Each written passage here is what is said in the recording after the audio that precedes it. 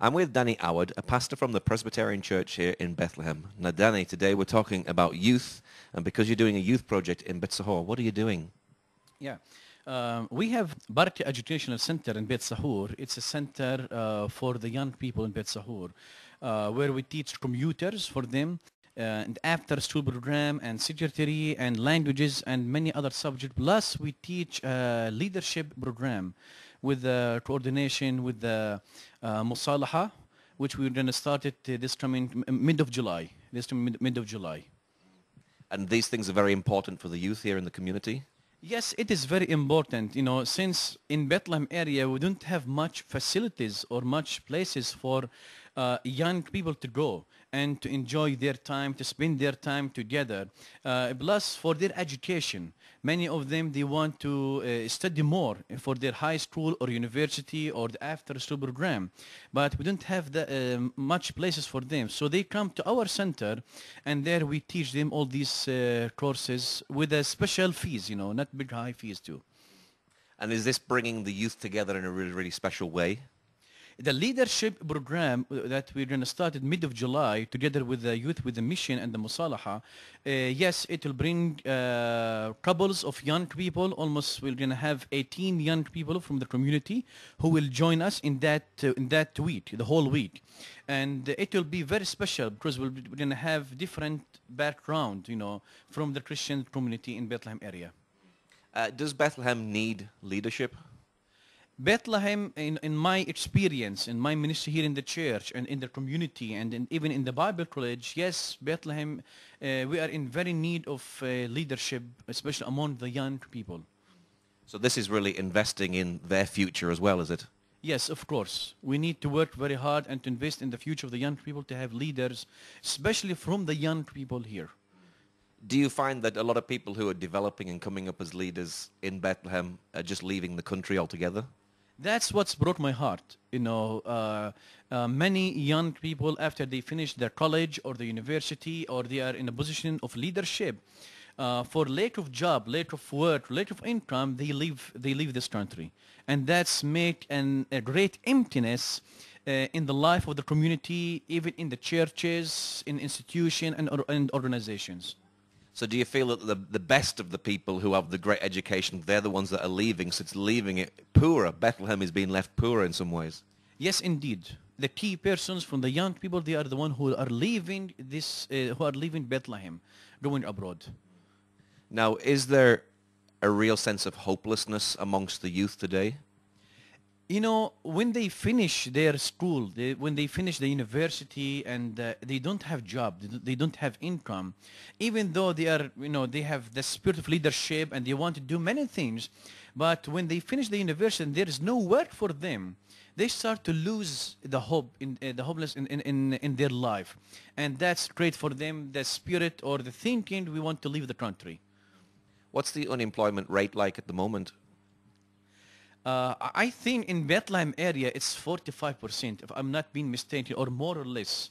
I think it's between 40 to 45%.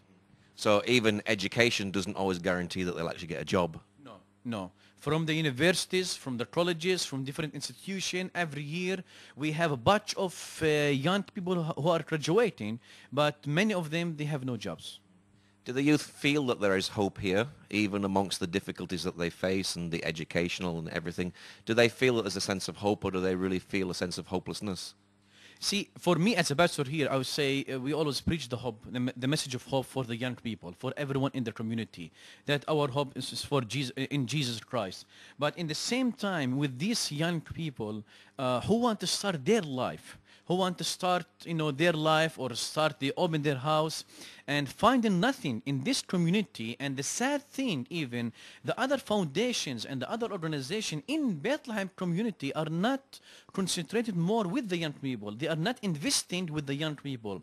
That's why many young people are losing the meaning of hope, and they are leaving. What's the biggest need for the youth today, and what's their mood like? We need a key persons. We need a leadership to work with these young people and to invest with them. We need foundations, we need organizations, even schools, universities and college to invest and to rethink how we can work and invest more with the young people here in Bethlehem area. Especially Bethlehem area is a very small town. It's not like Hebron or like Ramallah where they are open with many villages, with many cities. Bethlehem is a very small town. When was the youth center opened and why did you start it? The youth center started before 4 years ago in the Shepherd's Field in Beit Sahour, and we started because we have many employees here in Beit Sahour and we need people to work. Now we have 6 full-time who are working in this center, which they are 6 families. And the other thing that we want the young people to come to spend time together, to chat together, not only just to study or for educational things, just a place to sit together and to chat together, speak together, drink coffee together, and share experience together, and to feel and to open what's inside their hearts, the sorrow or the hatreds or the hopeless things in their life, to put it in an open table and to share it with key leaders in the center. Do you really feel there's a sense of healing that they can receive once they share the things that they're going through? Yes, of course. We are hitting 2 birds in one stone. First thing in education, second thing in healing the souls of these young people. When they come and study, and the second thing, we try to build them up. We try to invest in them. We try to let them feel that they are a treasure in the sight of God. That's nice. Has this taken a lot of faith to develop the center?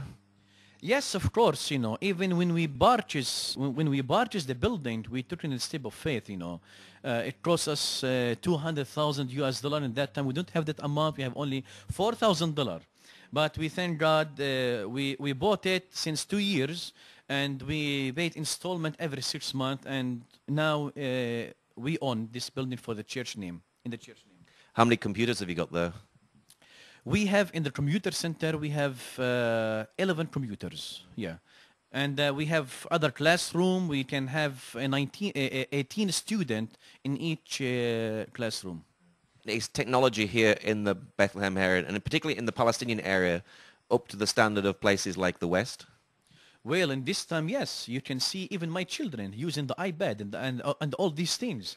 When I was young, the first time for me when I used the computer, now I'm 40 years my age, but the first time for me when I used the computer, I was 24. But now my kids, they are 6 years old and 9 years old, and they are using the iPad, the iPhone, and the computers. Yes. There really is a great sense of technology here. Yes, indeed, yes. With the young people, yeah. So why are you actually doing what you're doing? Well, we are doing because, I always say that verse or that statement from our Savior Jesus Christ when he said that we need to be a good salt and a good light in this land. And we as the leaders, no matter what's our background as a Christians, from all group, we need to be a good salt and a good light for our people here and to show them the love of Christ and the love of God to them. So you really feel that as a leader yourself in the community, everybody should be investing in the youth and the children of today to develop more leaders for tomorrow? Yes, indeed, yes. We are now 40, other leaders that are 50 years old, but now we need to invest in small, with the young people that they will be leaders for this community here. And what's your prayer finally for the youth of the city? My thoughts and my prayer for the young people here, that I pray that the Lord will give us more leaders to invest with the young people and with children and to show them the spirit of leadership inside their hearts. Okay, Danny, thank you very much. You're welcome, and thanks for your time.